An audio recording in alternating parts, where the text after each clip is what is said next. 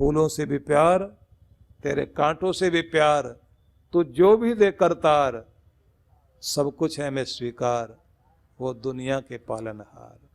जब आदमी सब स्वीकार कर लेता है और ध्यान वहीं रहता है, तो ध्यान रख लीजिए उसका कर्म दिव्य कर्म बन जाता है, और दिव्य कर्म ही व्यक्ति को मुक्त करता है, उसी से कष्ट से मुक्ति मिलती है। नहीं तो बार बार जन्म लेकर आते हैं दुनिया में और ऐसे ही रोते पछताते हुए जीवन का अंत हो जाता है। इसलिए हर दिन कहा जाता है कि सभी को कुछ न कुछ ज्ञान तो चाहिए, और ज्ञान भी किताबों के हिसाब से जो आजकल हम लोग पढ़ते हैं वो एक साधारण ज्ञान है, उसको तो इन्फॉर्मेशन कहा गया है, वो एक सूचना है। ब्रह्म ज्ञान जो है, जो आपको मुक्त करे, कष्टों से मुक्ति दिलाए, जो आपको जगाए, जो आपको इतना ऊंचा उठा दे कि आपके अंदर का देवतापन जाग जाए, तब तो है ज्ञान। और जो आपको चतुर चालाक बनाकर दूसरे का पैसा कैसे छीनना है, दूसरे को धोखा कैसे देना है, दूसरे को कैसे गिराना है, अपना मतलब कैसे साधना है, वो जो ज्ञान कहा जाता है, वो चतुराई वाला ज्ञान, वो ज्ञान नहीं है। उसको कहा गया है वो तो एक ऐसी सूचना जानकारी आपने ले ली, जिस जानकारी से आप मकड़ी जैसे अपने जालों से दूसरों को फांसती है, वो चीजें आपने सीख ली। आपने दुनिया को फांसना सीख लिया तो उसमें खुद भी फंसोगे। दुनिया से मुक्त होना तो ब्रह्म ज्ञानी बनना होगा। ब्रह्म ज्ञानी का भोजन ज्ञान और ब्रह्म ज्ञानी का ब्रह्म ज्ञान। वो भोजन भी एक ही, जैसे भोजन के बिना रहा नहीं जा सकता, हर दिन कुछ न कुछ आदमी को पढ़ना सुनना जानना चाहिए। जागृत रहता है वही जो ब्रह्म ज्ञानी है। इस विषय में आगे चर्चा होगी, लेकिन अभी जो मैं आपको बताने लगा हूं कि आपका कर्म दिव्य कर्म बन जाए, नियम यही है, जुड़े रहें भगवान से। और इसके लिए कबीर साहब ने एक उदाहरण और दिया, गागर पनिहार, पनिहारी जैसे घड़े लेकर चलती है। अब तो वो समय ही खत्म हो गया, क्योंकि आपके घर में गवर्नमेंट पानी पहुंचाती है। आप तो एकदम टोटी खोलते हैं, अपना टैप खोलते हैं और पानी आने लग जाता है। लेकिन अभी भी बहुत सारे महाराष्ट्र से लेकर के राजस्थान में ऐसा स्थान है जहां लोगों को बहुत दूर दूर जाकर के पानी लाना पड़ता है। लेकिन वो एक युग था जब पानी लाने के लिए कुएं से, बावड़ी से, झरने से लोग जाया करते थे। खासतौर से ये काम करते थे महिलाएं। तो एक पहाड़ी झरने से कुछ महिलाएं पानी भरकर आ रही हैं, और पानी कितना, बगल में एक घड़ा, सिर पर एक घड़ा और घड़े पर भी घड़ा, और हाथ में एक बाल्टी। अभी भी गांव में देखेंगे आप तो ऐसे महिलाएं लेकर चलती हैं, और कमर लचकती भी जाती है उनकी, उबड़ खाबड़ रास्ते पर चल रही होती हैं, और उसके बाद भी बातचीत करती हुई चलती हैं। अब यहां कबीर ने इस उदाहरण को लेकर इतना अद्भुत संदेश दिया कि ये जो घड़े हैं ना सिर पर, ये हैं जिम्मेदारियां।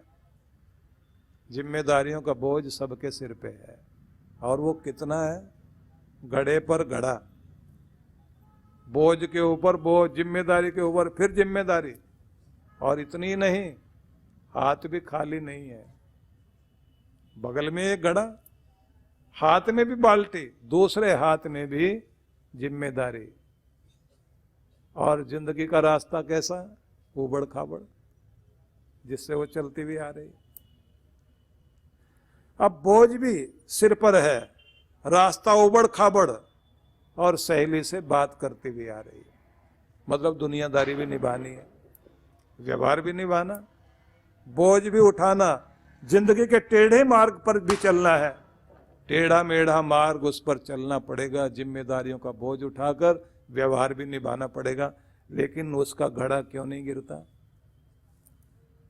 अब यहां समझने वाली बात है कि देखो कभी उस पनिहारी को, जिसके सिर पर घड़े पर घड़ा रखा हुआ है, वो चलती है, रास्ता देखती है, लेकिन घड़ा क्यों नहीं गिरता? क्योंकि उसका ध्यान ऊपर लगा हुआ। ऊपर कहाँ?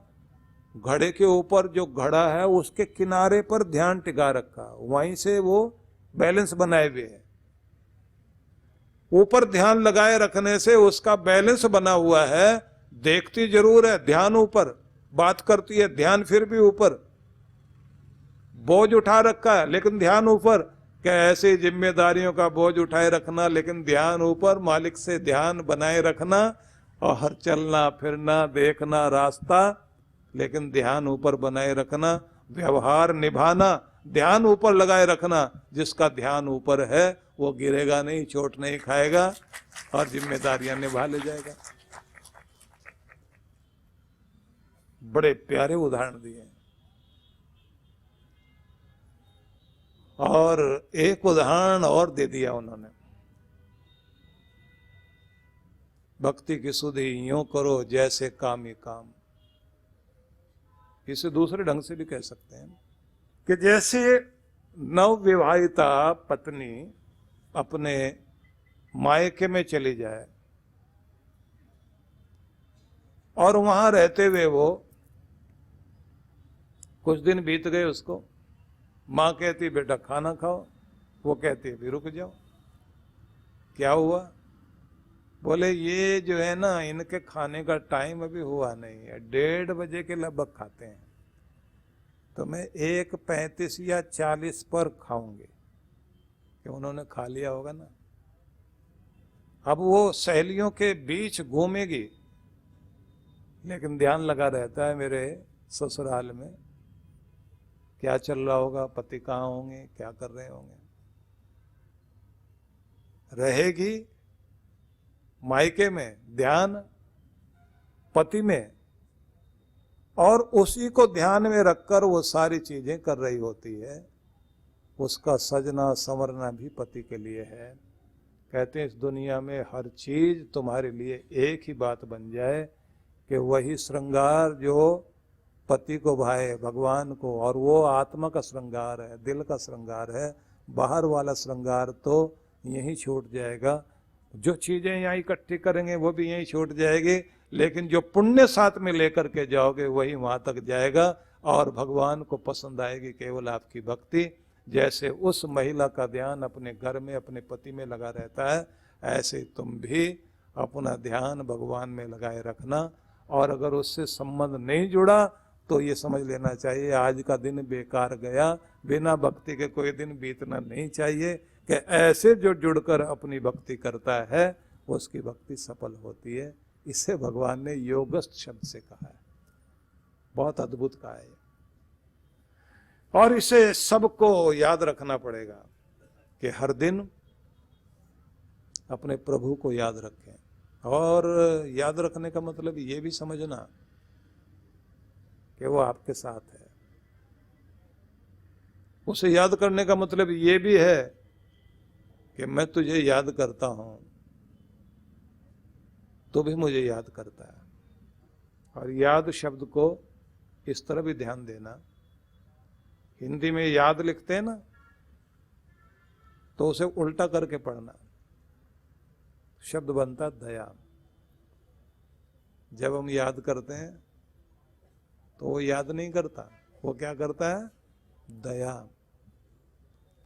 याद करो वो दया करेगा और तुम भला करो दुनिया का, वो तुम्हें, अब भला शब्द को उल्टा कर दीजिए, बन गया लाभ, वो तुम्हें लाभ देगा। तुम नर्तकी बन जाओ परमात्मा का कीर्तन करते हुए, तो ये ध्यान रख लीजिए नर्तकी और कीर्तन दोनों उल्टा करने से एक दूसरे के सामने समझ में आते हैं। तो कहते हैं जो नर्तन करे या जो कीर्तन करे, तो कहते हैं कि अगर नर्तन करें भगवान के लिए हमारी वाणी हमारा मन, तो उसके लिए दुनिया कीर्तन करने लग जाती है। नाम नाम बिन ना रहे सुनो सयाने लोग, ये एक मीरा के लिए कहा जाता है कि मीरा ने क्या किया, कोई बेटा तो था नहीं। नाम नाम बिन ना रहे, कि नाम जपना नाम कराएगा, वो नाम दिए बिना नहीं रहेगा। कि मीरा ने कोई पुत्र नहीं जन्मा और मीरा ने कोई राज नहीं किया, लेकिन उसके बाद भी मीरा दुनिया में आज भी है, क्योंकि उसने जो नाम जपा था, उसने उसका ऐसा नाम दुनिया में कर दिया कि राजा महाराजा आए और चले गए, लेकिन मीरा दुनिया से नहीं गई, उसका नाम आज भी है। तुम नाम जपने वाले बनो। तो इसलिए आपसे यह कहना चाहता हूं कि संबंध जोड़िए खुद का भगवान से, उसकी याद बनी रहे, उसे महसूस करें कि वो मेरे साथ है, उसे महसूस करें कि वो किसी न किसी रूप में मेरी मदद करता है। महसूस करें, कोई भी बहाना बनाएगा, रास्ता निकालेगा, क्योंकि जब आप कहते हैं ना कि वो है, तो दया होती है। और ऐसे मैंने अनेक उदाहरण देखे हैं, जिनका भरोसा होता है ना, उन पर कोई न कोई किसी न किसी तरह से वो कृपा जरूर हो जाती है। हमारे भरोसे में कमजोरी है, भरोसा आधा अधूरा करते हैं हम लोग, पूरे भरोसे करने वाले बन जाएं। भगवान आगे एक शब्द और कहते हैं, संगम त्यक्त्वा धनंजय, संसार की आसक्ति छोड़कर भगवान से जुड़ो। मतलब आपका मन जहां जुड़ा हुआ होगा, जिस चीज की अटैचमेंट होती है, ध्यान भी उसी का लगेगा। बोले अगर संसार की आसक्ति रहेगी तो भगवान का नाम लेते लेते भी चीजें याद आएंगी। अच्छा हो कि दुनिया की चीजों से ऊपर उठकर भगवान को याद किया जा सके। राजा जनक के उदाहरणों में एक उदाहरण आप लोगों ने सुना है, जिसका सार ये है कि उनसे शिक्षा लेने के लिए कोई साधु आया था जंगल से, और आकर पूछता है कि राजमहलों में रहते हो, सुंदर वस्त्र पहनते हो और अच्छे रथों में बैठकर चलते हो, फिर भी आप विदेह हो, और हम त्याग चुके सारे संसार को, और हमें कहा जाता है कि आप अभी मुक्त नहीं हुए, अभी भी संसार में आसक्त हो, तो ऐसा कैसे? तो उन्होंने कहा कि अभी ये प्रश्न बाद में करना, क्योंकि समय हो गया सांझ का, सांध्य वेला है, तो थोड़ा बैठकर आंखें बंद करके मालिक के साथ अपना संबंध जोड़ें। तो दोनों ही ध्यान करने बैठे, और इतनी देर में कुछ खटर पटर की आवाज आई, तो कुछ सैनिक दौड़ते हुए आए। उन्होंने आके कहा कि आप यहाँ ध्यान मंदिर में बैठे हैं और वहाँ महलों में आग लग गई है। राजा जनक ने कहा, इशारा कर दिया कि तुम लोग जाओ। उसका मतलब यह था कि व्यवस्था करने वाले लोग व्यवस्था कर रहे हैं, और मैं जिनकी गोद में बैठा हूं वहां अपने आप को अभी जोड़े रखना चाहता हूं। इशारा ही किया कि जाओ, उसका मतलब था अपनी जिम्मेदारी निभाओ। और मैं अपनी जिम्मेदारी जिसके गोद में बैठा हूं और जिसको पुकार रहा हूं, उसके प्रति समर्पित हूं, तो ध्यान वहां लगाए बैठे रहे।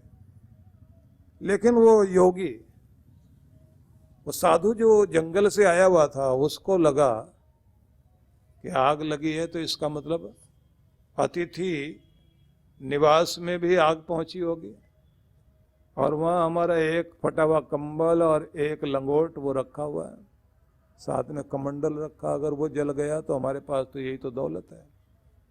वो उठ के भागा, वहां से अपना सामान ला करके फिर आंखें बंद करके बैठ गया। बहुत देर बाद राजा जनक जब आंख खोलते हैं तो उनके सैनिक आकर कहते हैं, आग बुझ गई, कोई नुकसान नहीं हुआ, समय पर जानकारी मिल गई थी और सब काम ठीक हो गया। अब जनक मुस्कुराते हैं और पूछते हैं योगी से महाराज आपका ध्यान कैसा रहा? बोले ध्यान क्या रहा, हम तो भाग कर गए, अपना कंबल उठा लाए, अपना जो है कमंडल उठा लाए, और एक लंगोट बचा हुआ था वहां, वो भी लेकर आए। ध्यान व्यान तो बाद में भी हो जाएगा, ये चीजें जल गई तो। उन्होंने कहा कि ये माया थी, थोड़ी देर के लिए आपके लिए माया की गई थी, कि जब चीजें दुनिया की छूट रही हो, एक तरफ आकर्षण भगवान का हो और एक तरफ दुनिया का आकर्षण हो, तुम्हारा ध्यान चीजों की तरफ जाता है या दुनिया के मालिक की तरफ जाता है। मेरे पास इतना कुछ होने के बाद भी मेरा मोह संसार में नहीं है, ना धन में है, ना अपने महलों में है। मैं अपने फर्ज निभाता हूँ, लेकिन किसी भी चीज में मन नहीं अटकाता। भले ही आपके पास कुछ नहीं है, लेकिन जो कुछ है उसी में इतना बड़ा मन अटका हुआ है कि उसे छोड़ने में मुश्किल है। आपके प्राण बसे हुए हैं अपनी चीजों में, और जहां प्राण बसे हुए हैं उनको छोड़ते हुए दुख लगेगा, और जिसके प्राण दुनिया में नहीं बसे हैं, मालिक में बसे हुए हैं, उसे दुनिया छोड़ते हुए कोई कष्ट नहीं होता। वो तो आनंद में रहता है और आनंद में जाता है। कृष्ण भगवान कहते हैं योग करना, ध्यान करना, भजन करना, लेकिन आसक्ति त्याग कर करना। कि अगर आज ही, क्योंकि भक्त लोगों की प्रार्थना अजीब होती है, रात्रि की प्रार्थना क्या करते हैं? आज का प्रणाम स्वीकार करो, आज की नौकरी पूरी कर दी मैंने, आज के फर्ज निभा दिए, कुछ गलतियां हो गई हैं, कुछ अच्छा भी किया है मैंने, सब तुम्हें अर्पित करता हूं। कल का दिन अगर फिर देखने को मिलेगा तो तुझे प्रणाम करने के लिए तेरे दर पर फिर आऊंगा, तेरी नौकरी करने के लिए तैयार होऊंगा, अपनी गलतियों को सुधारूंगा और बेहतर होने की कोशिश करूंगा। और अगर आज ही अंत है तो अपने बच्चे का आखिरी प्रणाम स्वीकार कर ले। ऐसे कह करके सो जाता है आदमी। ऐसे व्यक्ति को कोई आसक्ति नहीं रहती। बिस्तर बंधा हुआ है, सब ठाट पड़ा रह जाएगा, जब बांध चलेगा बंजारा, सब छूट जाएगा यहीं का यहीं, कोई आसक्ति नहीं रहती।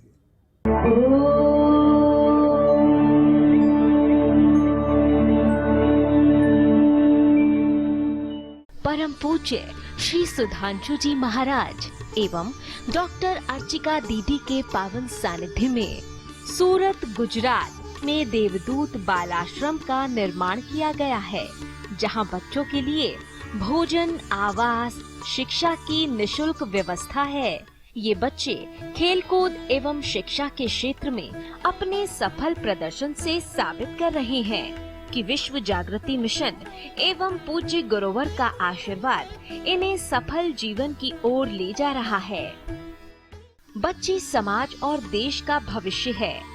इनके उत्थान के लिए यदि आप भी बाल विकास योजनाओं में अपना सहयोग देना चाहते हैं तो ऑनलाइन डोनेशन के लिए लॉगिन करें www.vishwajagritimission.org। जीवन संचेतना लाखों पाठकों की बुद्धि को सच्चेतना से और हृदय को सद्भावना से परिपूर्ण करने वाली मासिक पत्रिका जीवन संचेतना। ये देववाणी है परम पूज्य श्री सुधांशु जी महाराज के उपदेशों को पढ़ने एकमात्र समान उपयोगी मासिक पत्रिका जीवन संचेतना। सदस्यता शुल्क भारत में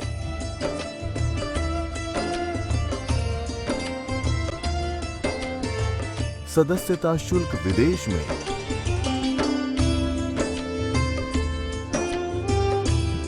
यदि आप जीवन संचेतना की सदस्यता प्राप्त करना चाहते हैं तो इस पते पर संपर्क करें। विश्व जागृति मिशन, आनंद धाम आश्रम, नांगलोई नजफगढ़ रोड, बक्करवाला मार्ग, नई दिल्ली